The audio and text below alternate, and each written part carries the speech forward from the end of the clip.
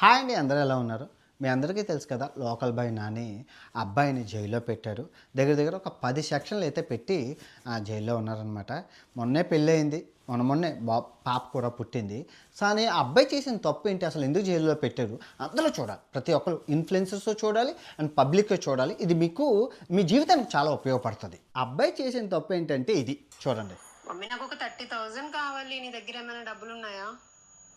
30,000 ఆ, ఎందుకు? ఎందుకంటే కొంచెం మోర్కి వెళ్తాను, ఇంకా కొంచెం షాపింగ్ ఉంది అందుకని. నీ దగ్గర ఏమైనా ఉంటాయి ఇవ్వు. 30,000 ఉమ్, 40,000 30 అడిగితే 40 ఇచ్చు. నీకెలా ఇంత ఫాస్ట్ గా? అంటే చాలా రోజుల నుంచి మనం అయితే ఒకే విన్ అయితే ఆడుతున్నాం కదా. అవును. సో అది మన టెలిగ్రామ్ ఛానల్ లింక్ వచ్చి మన బై కింద పెట్టాను. సో నేను ఒకనే కాదు, చాలా మంది మంచి ప్రిడిక్షన్ కూడా చెప్తాను అనమాట. చూసారు కదా. సో వాళ్ళ ఆవిడ 30,000 అడిగింది, దేనికి? షాపింగ్కి వెళ్ళడానికని. సో షాపింగ్కి వెళ్ళడానికి 30,000 అడిగితే 40,000 ఇచ్చారు.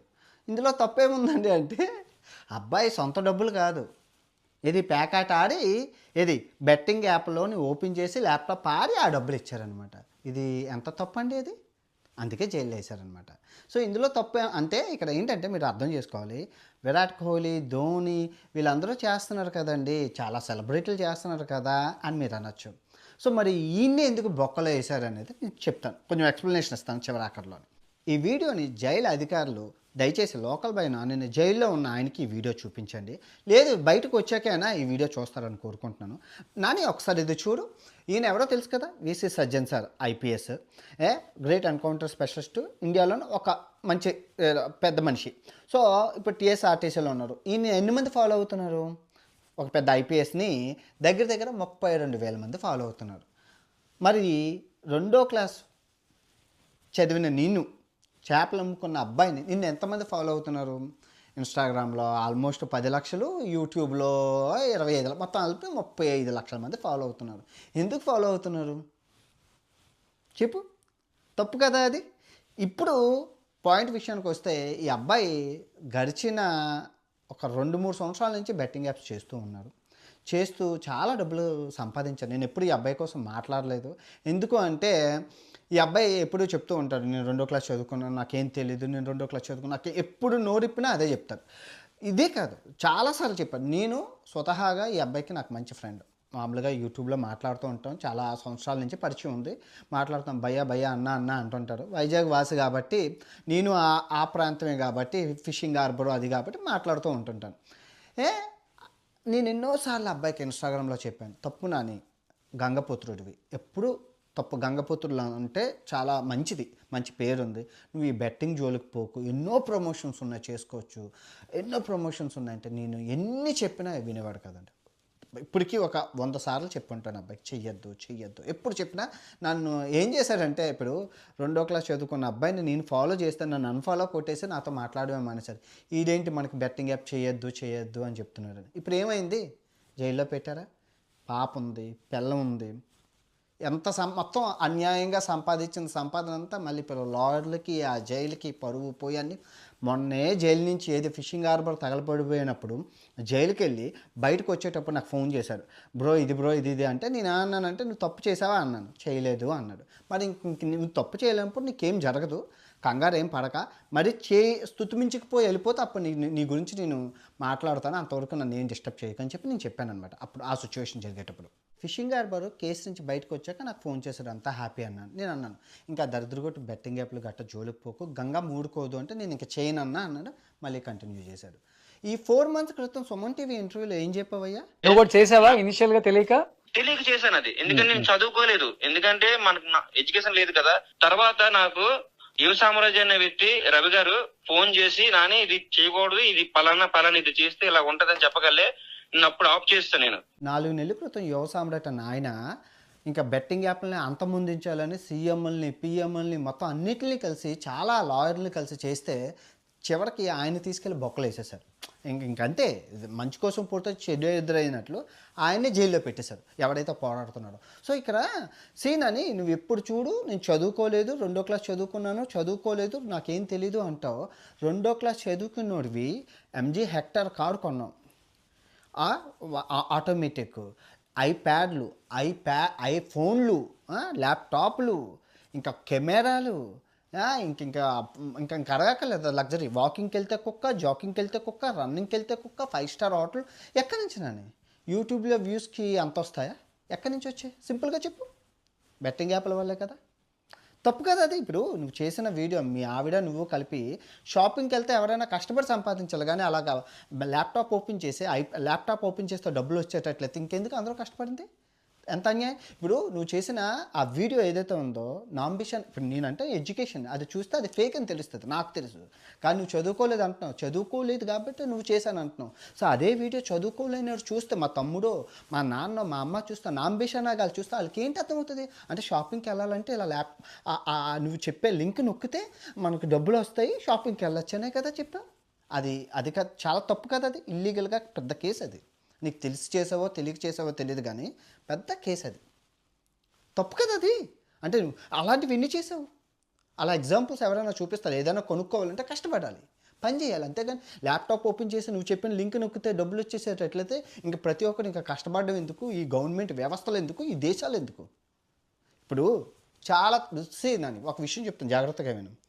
మన వైజాగ్లో ఏమంటారు, పెద్దలు చేసిన పుణ్యం పిల్లలకి కాస్తుంది అని వైజాగ్లో అంటారా లేదా? అవునా కదా? అంటే ఏంటి? తల్లిదండ్రులు చేసిన పుణ్యం ఏదైతే ఉందో పిల్లలకి వస్తుంది అని. ఇప్పుడు మీ నాన్న మీ అమ్మ నిజంగా ఆ ఫిషింగ్ హార్బర్లో ఎంత మంచి పనులు చేశారో. నువ్వు పుట్టవు, నీకు 2వ క్లాస్ చదివినోడికి నీకు ఇంత ఫేము ఇంత అది వచ్చింది. అది నువ్వేమైనా నిలబెట్టుకున్నా? ఇప్పుడు నీకు వచ్చిన ఫాలోవర్స్ అందరూ ఎవరు? ఆ వైజాగ్ ఆ మత్స్యకారులు, ఆ తర్వాత ఆ జాలారపేట అటు సైడు ఆ ఫిషింగ్ హార్బర్లో ఉన్న గంగపోతుర్లే. వాళ్ళే ఫాలో అప్. వాళ్ళకి చదువు ఉండదు అంతకన్నా. సో వాళ్ళందరూ నువ్వు చెప్పిన లింక్ నొక్కి ఆ నానిగాల్లా తిరుగుదాం, ఆ నానిగాల్లా గౌదాం, ఆడిని చూసి ఈయన చూసి లగ్జరీ ఎవరైనా ఆశ చూపించి మోసం చేస్తారా? అది ఎంత మహాపాపం అది. ఆశ చూపించి మోసం చేయొచ్చు. అది నీకు 30 లక్షల మంది ఫాలోవర్స్ ఉన్నారు నాని. వైజాగ్లో ఏ షాప్ చేస్తే నీకు వేలల్లో రావు? ఏం చేసుకుంటావు అయ్యా అంత డబ్బులు? ఇప్పుడు నువ్వేమైనా కష్టపడుతున్నావా? నువ్వు చేసే పనిని చూపిస్తాను. నువ్వు చేసే పని ఆ ఫిషింగ్, చేపలు పట్టడం, అది దాన్ని రికార్డ్ చేసి పెడుతున్నావు.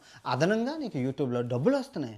యూట్యూబ్లో డబ్బులు కాకుండా ఇల్లు కొన్నావు, ఇల్లు కట్టుకున్నావు, పెళ్లి చేసుకున్నావు, పాప పుట్టింది, MG హెక్టార్ కారు కొనుక్కున్నావు, ఐఫోన్లు, ఐట్యాప్లు, బంగారు చైన్లు, పార్టీలు ఇన్ని వస్తుందా? ఇంకా ఏం పోయే కాలం అయ్యా. ఇప్పుడు నాకు యూట్యూబ్లో 3 బిలియన్ వ్యూస్ ఉన్నాయి, అండ్ అవుట్ సైడ్ 5 బిలియన్ ఉన్నాయి. మొత్తం 800 కోట్ల వ్యూస్. నేను ఒకళ్ళ ప్రమోషన్లే స్టార్ట్ చేస్తే దగ్గర నువ్వు కొనుక్కున్న MG హెక్టార్ కార్లు 100 కొనుక్కోవచ్చు. లేదు అంటే మంచి హెలికాప్టర్ కొనుక్కోవచ్చు కారు బదులు. కానీ నా దగ్గర ఎందుకు నాకు ఇస్తారంటే అంతా నేను చేసేది ఇంటర్నేషనల్ కంటెంట్. ఆర్కిటిక్లు అంతటికి ఎవరు వెళ్ళరు కదా, అమెజాన్ అడవులు అలాంటివి వెళ్తాను కాబట్టి ఇస్తారనమాట అంత అమౌంట్. కానీ నేను ఏమీ చేయకుండా స్టిల్ TVS ఎక్సలే ఉంది, అది మా నాన్న కొనుక్కున్నది. ఇప్పటికీ అమ్మ నాన్న ఎక్కడికైనా వెళ్ళాలంటే ఆర్టీసీ బస్సు, గవర్నమెంట్ బస్సు ఎక్కే వెళ్తారు. తప్పు కదా నాని అలా చేయడం. మనం ఎక్కడి నుంచి వచ్చాము అనేది ఇంపార్టెంట్. ఇప్పుడు ఆ IPS ఆ సజ్జన్ సార్ అన్న ఆయన ఆ ట్విట్టర్ అకౌంట్లో నువ్వు ఫిబ్రవరి 14వ తారీఖు మొన్నే ప్రమోట్ చేశావు. నాకు కూడా తెలియదు. ప్రమోట్ చేస్తే నేను ఆయన ఫాలో అవుతున్నాను కాబట్టి ఆయన ట్విట్టర్ అకౌంట్లో చూశాను. ఆయన 15వ తారీఖు ట్వీట్ చేశారు. వెంటనే నేను పోలీసులు తీసుకెళ్ళి 18వ తారీఖు ఇప్పుడు జైల్లో పెట్టారు. ఇంకా ఇప్పుడు జైల్లోనే ఉన్నారన్న ఆయన. చాలా తప్పు కదా. ఇప్పుడు ఎంత ఆల్రెడీ నువ్వు జైలుకి వెళ్ళే వచ్చావు. ఇప్పుడు మళ్ళీ పిల్లం ఉన్నది, పాప ఉన్నది, ఏటి కర్మ ఇంతమంది ఫాలోయింగ్ ఎవరికైనా వస్తుంది? ఇప్పుడు వైజాగ్లో కోటీశ్వర్లు ఒక 1000 మంది ఉంటారు. 100 కోట్ల అధిపతులు, 100 కోట్లు ఉన్నవాళ్ళు ఒక 100 మంది ఉంటారు. 1000 కోట్లు ఉన్నవాళ్ళు ఒక 10 మంది ఉంటారు. 10,000 కోట్లు ఉన్నవాళ్ళు ఒక 2-3 ఉంటారు. వాళ్ళు ఎవరికైనా తెలుసా? ఎవరికీ తెలియదు. కానీ నువ్వు అందరికీ తెలిసే. ఫేమ్ అనేది అంత ఈజీగా రాదు. ఎంతో పుణ్యం చేసుకుంటే కానీ సెలబ్రిటీలు అవ్వరు, తారలు అని అంటారు. ఆ అవకాశాన్ని దేవుడు నీకు ఇచ్చాడు. ఇదే సెలబ్రిటీలు అవ్వడం కోసం ఎంతోమంది ఎన్నో చెత్త పనులు చేస్తున్నారు, కానీ అవ్వలేదే. అలాంటిది నువ్వు గంగపుత్రుడు, అందరూ మంచి వాళ్ళే గంగపుత్రుల్లో. నీకు అలాంటిది నీకు ఆ ఫేమ్ ఇచ్చారు అన్నీ. ఏదో జన్మలో మీ తల్లిదండ్రులు చేసుకున్న పుణ్యం అది. అలాంటి పుణ్యాన్ని ఇచ్చినప్పుడు, అంత ఉండేటప్పుడు తీసుకెళ్ళి ఆ పుణ్యాన్ని ఎన్నిసార్లు పెట్టి, ఒక్కసారి అయితే అనుకోవడానికి చిలక్క చెప్పినట్టు నీకు ఎన్నిసార్లు చెప్పినా మళ్ళీ కుక్కతోక వంకలాగా అదే బెట్టింగ్ యాప్లకి ఇప్పటికి 4-5 సార్లు చెప్పావు నేను చేయను, నేను చదువుకోలేదు, 2వ క్లాస్ చదువుకోలేదు. ఎప్పుడు అదే అబద్ధం. ఎంతకన్నా అబద్ధాలు ఆడతావు చెప్పు. అదృష్టవశాత్తు నీకు బెయిల్ దొరికి బయటకు వస్తే ఎప్పుడు ఇదే బంగారు అవకాశం, ఇంకెప్పుడు బెట్టింగ్ యాప్లు జోలికి పోకు. ఇంకా నువ్వే చెప్పు, బెట్టింగ్ ఆడద్దు. స్మోకింగు, డ్రింకింగు, ఏవి మందు సిగరెట్ తాగితే నువ్వు నెమ్మదిగా పోతావు. కానీ బెట్టింగ్ అనేది టపక్మని లేపుకెళ్ళిపోతుంది. మన మహాభారతం ఎగ్జాంపుల్. అందరూ పోయారా? పెళ్ళం పోయింది, పిల్లలు అందరూ పోయారు. ఆ మహాభారతం ధర్మరాజు లాంటివాడే క్యాసును ఆడి మొత్తం దొబ్బెట్టుకున్నాడు. సో మనం ఎంత చెప్పు, నువ్వు అది అందులో నువ్వు చేస్తున్న అతిపెద్ద తప్పు ఏంటో తెలుసా? ఆ betting app, illegal betting apps, మంచి బెట్టింగ్ యాప్స్ కాదు. నీకు ఎగ్జాంపుల్ చెప్తాను. ఇప్పుడు విరాట్ కోహ్లీ, ఎప్పుడు విరాట్ కోహ్లీ ఆడు చేశాడన్నా వీడు చేశాడన్నా నన్ను ఎందుకన్నా నువ్వు అడుగుతాడండి. ఈ అబ్బాయి ఇన్స్టాగ్రామ్లోని అన్న విరాట్ కోహ్లీ చేస్తున్నాడు, వాడు చేస్తున్నాడు, నన్ను ఎందుకు నువ్వు అంటుంటావు అని. ఇప్పుడు నీకు ఇప్పుడే చెప్తాను, విరాట్ కోహ్లీ, ఈ ధోనీలు వీళ్ళందరూ చేస్తున్నది గవర్నమెంట్ ఆథరైజ్డ్ యాప్లు. వాటికి కస్టమర్ సర్వీస్ ఉంటారు. ఆడినోడు ఫస్ట్ లాగిన్ అయ్యేటప్పుడు GST పే చేయాలి. ఆడాక గెలుచుకుంటే 1 కోటి రూపాయలు ఇస్తే 30 లక్షలు గవర్నమెంట్ TDS అంటుంది. ఆ ట్యాక్స్ తీసుకుంటుంది, మళ్ళీ వేట ఇవన్నీ తీసుకుంటుంది గవర్నమెంట్కి. ఆడడం వల్ల, ఆడించడం వల్ల బోల్ డబ్బులు వస్తాయి. కానీ నువ్వు చెప్పే యాప్ వల్ల ఏం రావు, రూపాయి రాదు గవర్నమెంట్కి. అది కాకుండా కస్టమర్ సర్వీస్ ఉండడు, ఎవరు ఉండడు. ఎవడు ఆడితే ఆడికి నష్టం తప్ప లాభం ఉండదు. పోతాయి మొత్తం అంతా గోవిందా. మొత్తం నువ్వు లింకులు ఇచ్చి టెలిగ్రామ్ గ్రూపే ఎదముండ ఆ యాప్, అందులో అన్ని మోసాలు, దగా, కుట్ర జరుగుతాయి. అందులోకి రమ్మనంట అందరినీ అందులో ఆడమనంట. ఎంత మహాపాపం అంటే చెప్పు. ఇప్పుడు ఈ క్రికెటర్లు చేస్తుంది తప్పే.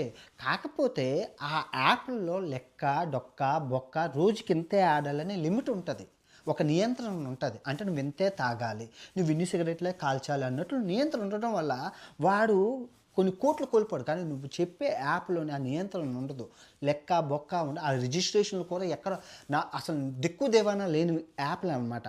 అందులో ఆడితే కోట్లు కోట్లు కోట్లు కోట్లు పోతాయి అంతే. ఇప్పుడు ఈయన మీద కేసు వేసింది 2 కోట్లు 3 కోట్లు పోయాయి ఆయనకి.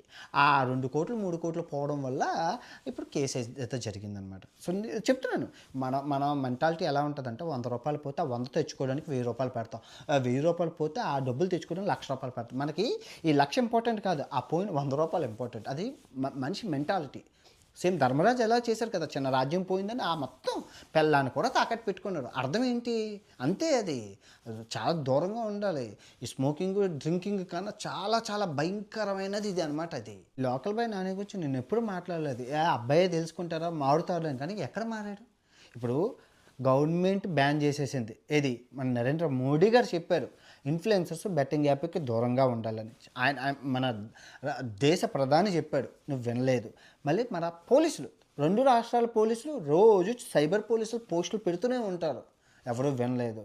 అండ్ ఈ బెట్టింగ్ యాప్లు 2 రాష్ట్రాల్లోని ఇల్లీగల్, ప్రమోట్ చేయకూడదు. నువ్వు టెలిగ్రామ్ ప్రమోట్ చేయకూడదు, చెక్ చేసుకో ఆ యాప్లు. మళ్ళీ మరి వీళ్ళు చేస్తున్నారు కదా అని అంటే అది ఫ్యాంటసీ గవర్నమెంట్ అప్రూవల్ యాప్లు. గుర్తుపెట్టుకో, నువ్వు చేస్తుంది వాళ్ళు చేస్తుంది. వాళ్ళు ఏం చేస్తున్నారు? ఇదిగో అమ్మా ఇది కొనుక్కో అని చెప్తున్నారు, ఇది కొనుక్కో అని చెప్తున్నారు అంతే. ఏది ధోని కానీ కోహ్లీ కానీ ఏ స్థాయిలో ఇది కొనుక్కో అని చెప్తున్నారు. నువ్వు అలా కాదు, ఇది కొనుక్కుంటే అదృష్టం పట్టింది, నాకు ఇది కొనుక్కోవడం వల్ల నేను ఇల్లు కొనుక్కున్నాను, ఈ కొనుక్కోవడం వల్ల ఆ హీరోయిన్ వచ్చింది, ఇది కొనుక్కోవడం వల్ల నాకు ఇది ఇచ్చింది, అలా ఆశ చూపించడం. దాన్ని ఇన్ఫ్లుయెన్స్ అంటారు అన్నమాట. చెప్పడం, ప్రమోట్ చేయడం వేరు, ఇన్ఫ్లుయెన్స్ చేయడం వేరు. ఆ డిఫరెన్స్. అందుకే బొక్కలు వేశారు, జైల్లో పెట్టారు. జైల్లో పెట్టడానికి గల కారణం ఇదే. ఈ అబ్బాయి గురించి నేను ఈ వీడియో ఎప్పుడు చేయడానికి గల కారణం ఒక జ్ఞానోదయం, కనువిప్పు కావాలి. మిగతా యూట్యూబర్లు ఎవరైనా నన్ను ఎవరో పట్టించుకోవట్లేదా, నన్ను ఎవరో చూడట్లేదంటే మీరు వీడియో ప్రమోషన్ చేసి డిలీట్ చేసేస్తే అది గవర్నమెంట్ సైబర్ పోలీసుల దగ్గర ఉంటుంది. ఏం లేదు, మీరు ప్రమోషన్ ఇప్పుడు మమ్మల్ని బొక్కలైనా వేయాలనుకో, నువ్వు ప్రమోషన్ చేసిన దానికి నేను ఆడి స్క్రీన్ రికార్డ్ చేసి ఇదిగో నాకు ఎంత నష్టం వచ్చిందని నేను పోలీస్ కంప్లైంట్ ఇస్తే అయిపోయింది. కేల్ కథం దుకాన్ బంద్. నీ కెరియర్ మొత్తం ఖతం మోగ్యా. నీ ఫోకస్ మొత్తం నీ మీద పెడతారు అప్పుడు పోలీసులు. ఆ పోలీసుల నుంచి విడిపించుకోవడానికి లాయర్లు, మొత్తం ఫోకస్ అంతా మీకు ఆ డబ్బులకే అయిపోతుంది. సంపాదించుకున్నది కాస్త మొత్తం ఇక్కడే అయిపోతాయి. ఉన్నదే పోయే, ఉంచుకున్నదే పోయే అన్నట్లు యూట్యూబ్ కెరియరు పోయే, లైఫ్ పోయే, అన్నీ పోయి మళ్ళీ ఎక్కడికి వెళ్ళి ఎక్కడి నుంచి వచ్చావు మళ్ళీ ఆ స్టేజ్కి వెళ్తావు. Be careful. ప్రమోషన్ చేయాలంటే బోల్డ్ ఉన్నాయి. చెడ్డీలు, మిడ్డీలు, బిడ్డీలు కింద నుంచి పై వరకు ఎన్నో ఉన్నాయి. మొన్న ఎవరో చెడ్డీలు అమ్ముకున్నారు. ఆటలాడాలి, 2వ రోజు 2 ఆటలు ఆడాలి, 3వ రోజు 3 ఆటలు ఆడాలి, 5వ రోజు 5 ఆటలు ఆడాలి. ఆ ఆటలు ఆడాలంటే మన తమ్ముడు అయితే సేఫ్ ఉండాలా. తమ్ముడు సేఫ్ ఉండాలంటే ఏం చేయాలా? ఇట్లాంటివో బ్రాండెడ్ డ్రైవర్లు అయితే వేసుకోవాలా.